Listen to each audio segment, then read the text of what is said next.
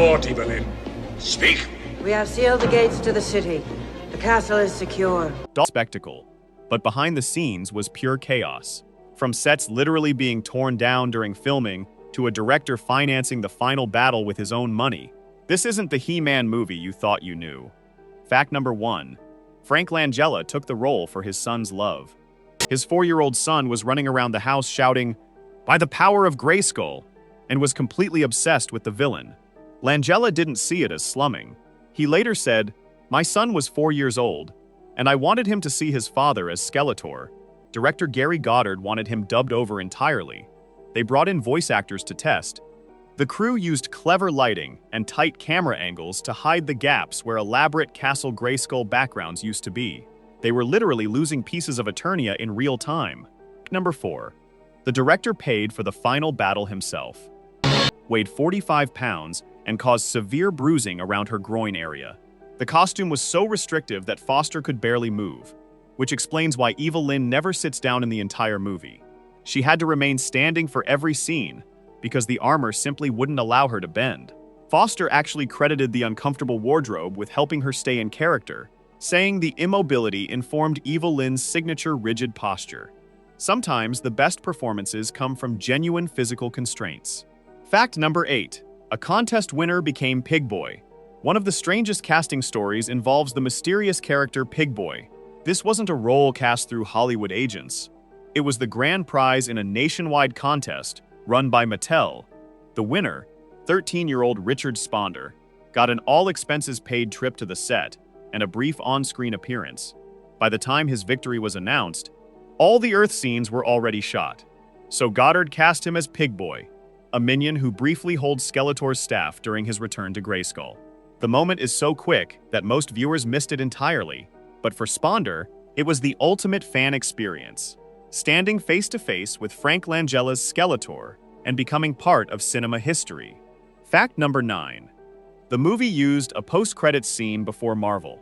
It was a clear setup for a sequel that never materialized. The film was essentially doing cinematic universe teasing, years before Hollywood embraced the concept. Arnold Schwarzenegger should sue for copyright infringement of his catchphrase. Fact number 10. Dolph Lundgren did all his own stunts because he was too big. Finding a stunt double for Dolph Lundgren proved impossible. The production team relied heavily on matte paintings to create the illusion of grand halls and towering columns. Only a handful of physical sets were constructed, mainly the throne area and walkways where actors actually performed. The rest was painted on large glass panels and combined with live-action footage. Building a full-scale Grayskull set would have been far beyond their already strained budget. The technique was surprisingly effective, and even today, and larger-than-life characters mixing fantasy and science fiction. Skeletor's elaborate armor, the cosmic key, and the towering throne room all carry hints of Kirby's signature visual style. Comic writer John Byrne noted the similarity, calling it the best New Gods movie. Later, Lundgren has labeled it his least favorite role, citing the script, production troubles, and his own acting inexperience. While the movie gained a cult following, Lundgren remains his harshest critic. Sometimes the star of the show has the least fond memories of making it. Fact number 20. The movie nearly lost its ending entirely. The climactic final battle almost didn't happen. By the time they reached the end of production, Cannon Films was in deep financial trouble and had repeatedly slashed the budget. The elaborate final confrontation between He-Man and Skeletor was in danger of being canceled completely.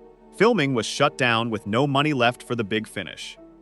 Director Gary Goddard scrambled to find a solution, eventually shooting the battle on a minimal dark set using dramatic lighting to hide the lack of proper scenery.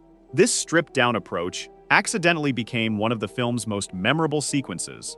Sometimes creative limitations force the most innovative solutions. Bonus fact, here's a detail for the true fans. The first life form the Eternians encounter on Earth isn't a human, it's a cow. When He-Man, Gwildor, Teela, and Man-at-Arms first arrive via the Cosmic Key, they approach the confused bovine with scientific curiosity.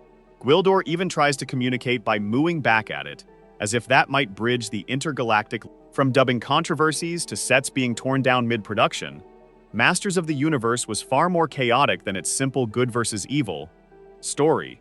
This wasn't just a movie adaptation, it was a miracle that it got finished at all. Which fact shocked you the most? Drop a comment below and let me know. And don't forget to hit that like button and subscribe for more behind-the-scenes chaos from your favorite cult classics.